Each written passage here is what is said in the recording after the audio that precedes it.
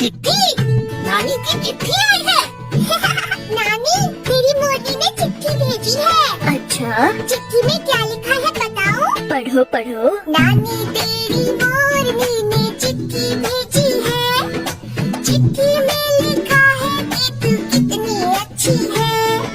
नानी तेरी मोरनी ने चिट्ठी भेजी है।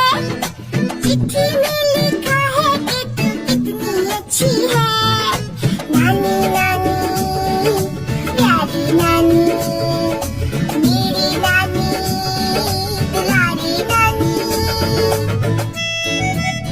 देना, मैं भी तो पढ़ूं चिट्ठी।